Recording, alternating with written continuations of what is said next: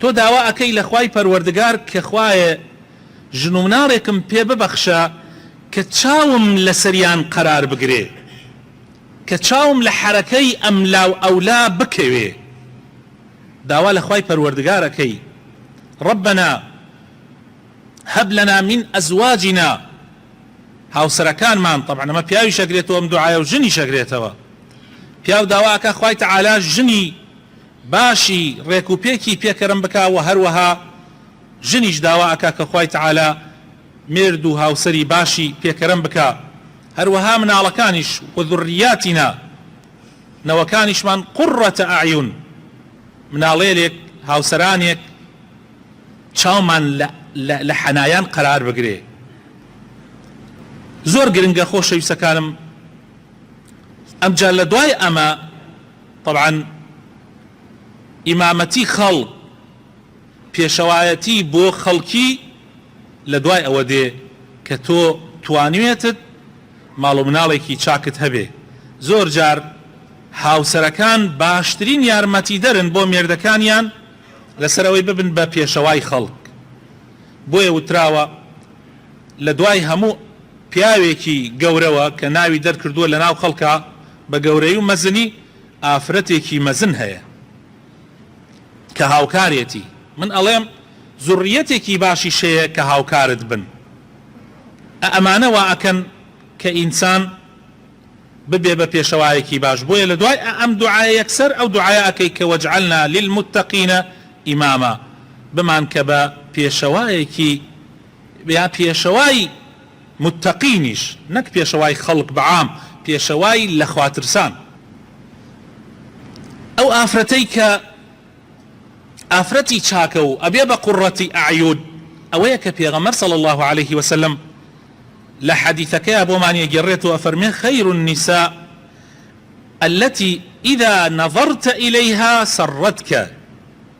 باشترین ئافرەتان ئەو ئافرەتانن کە کاتێک ئەیان بینی دڵخۆش دەکەن. وإذا أمرتها وأجر فرماني بيبكي أطاعتك، أجر داواشتك ليبكي بجوتك. وإذا غبت عنها حفظتك، وأجر لي دا ببري لمال درتشي مالو منالكت أباريزي لباش خود في مالك ونفسها. وباشترين هاوكارتا بۆ ئەوەی لە دنیا ژیانێکی باشت هەبێ و لە قیامەتیشا جیەکاتان بەهەشت ببێ. ئەو ئافرەتانن کە پیاوەکانی خۆیانیان خۆشەوێ کاتێ دێتەوە بە ماڵ بە زەردەخەنەوە ئەچێتە پیرەوە، نەک بە چاو گرشکردنەوە و دەم چاو عەبوسکردن کە هەندێک لە ئافرەتانی ئەم زەمانە لە نەفامیانە ئاوان هەرچی مەشاکل و کێشە هەیە لەگەڵ هاتنەوەی پیاوەکەیە ئەیباتە بەردەسی. ئەو پیاوەش لە ئەو پەڕی ناڕەحەتی و هیلاکی و ماندووبوونی دەرەوە دێتەوە بە ماڵ تا سوکنایی بکا لە ناو ماڵە. وەکو خوای تەعالا ئافرەتانی بۆ ئەوە یا ماڵی بۆ ئەوە دروست کردووە کە ئینسان تایە سوکنایی بکا. ئەو لەگەڵ هاتنەوەی مێردەکەیە ئەچێتە دەمیەوە مناڵەکان ئاوایان کرد، دراوسێکەمان ئاوایی وت، فڵانە کەس ئاوای کرد، ماڵی باوکت ئاوا بوو، ماڵی براکەت ئاوا بوو، ماڵی خوشکت ئاوا بوو، بە کۆمەڵێک کێشەوە. یا فلان شتمان نییە ئەوە تەماڵی فلانە کەس فلان شتی هەیە ئێمە بۆ نیمانە، ماڵی فلانە کەس لە هەفتەیەکە 3-4 جار گۆشت دەخۆن ئێمە بۆ نەیخۆین.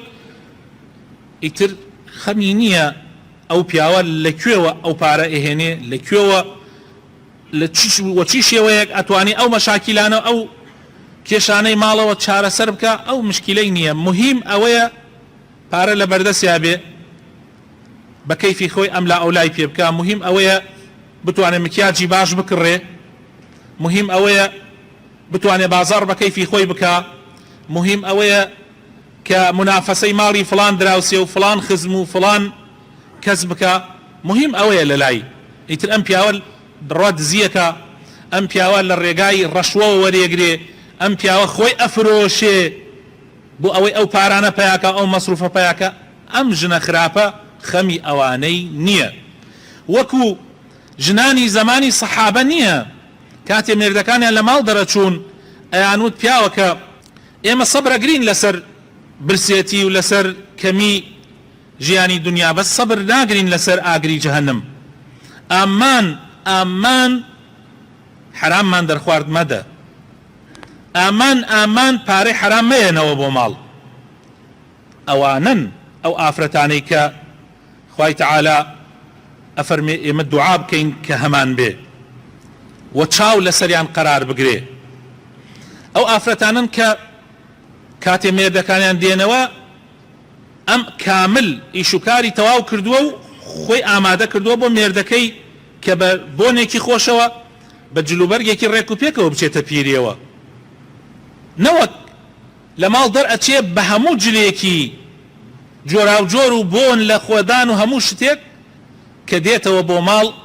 بۆ مێردەکەی جلێک لە بەرەکە کە پیاوەکەی نەتوانێت تەماشایکە و هەموو بۆن و ئەوەی کە لە چێشت و لە پاکردنەوەی ناوماڵ هەیە بەخۆیەوە هەڵی گرتووە و بەو شێوە ڕاتە دەمی مێردەکەیەوە بەتەئکید ئەو ئافرەتە ئەوە نییە کە مێرد چاوی لەسەر قەرار بگرێ بەتەئکید ئەوە نییە